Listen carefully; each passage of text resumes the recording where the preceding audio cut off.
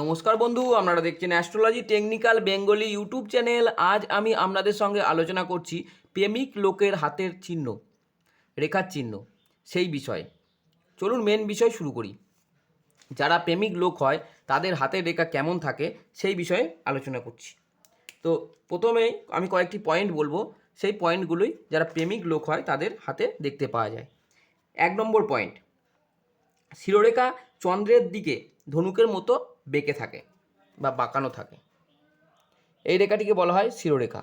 এই শিরোরেখাটি সোজা থাকবে না, এই শিরোরেখা চন্দ্রের দিকে ধনুকের মতো বাঁকানো থাকবে, এরকম যারা প্রেমিক লোক হয়। 1 নম্বর পয়েন্ট গেল। 2 নম্বর পয়েন্ট, শুক্রের ক্ষেত্রে জাল চিহ্ন যুক্ত থাকে।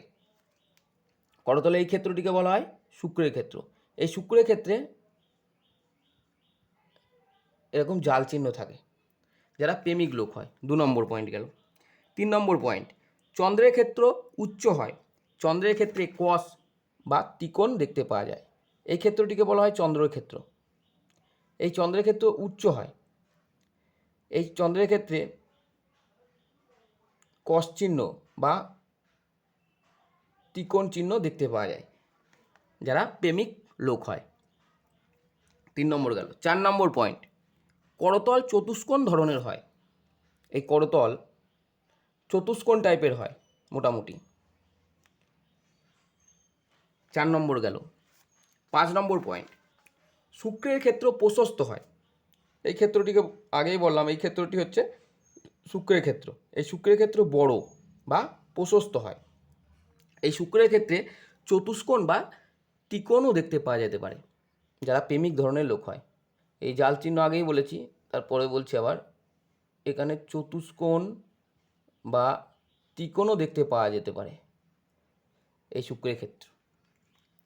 5 নম্বর গেল। 6 নম্বর পয়েন্ট, হৃদয় রেখা শনির ক্ষেত্র পর্যন্ত বিস্তৃত হয়। এই রেখাটিকে বলা হয় হৃদয় রেখা। এই হৃদয় রেখা এখান থেকে শুরু করে এই শনির ক্ষেত্র পর্যন্তই বিস্তৃত হয়, শনির ক্ষেত্র পর্যন্ত বিস্তৃত হয় যারা প্রেমিক ধরনের লোক হয় বা প্রেমিক লোকের হাতের রেখা চিহ্ন এরকম ধরনের থাকে। তো বন্ধুরা, এই কয়েকটি পয়েন্টই যারা প্রেমিক ধরনের লোক হয় তাদের হাতে দেখতে পাওয়া যায়।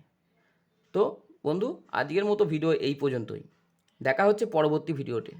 ততক্ষণ আপনারা ভালো থাকবেন, সুস্থ থাকবেন, আর ঈশ্বর আপনাদের সকল মনোবাসনা পূর্ণ করুক ও সকলের মঙ্গল করুক, এই বলে আজকের অনুষ্ঠান শেষ করছি।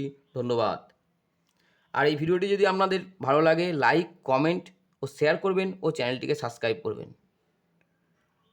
ধন্যবাদ।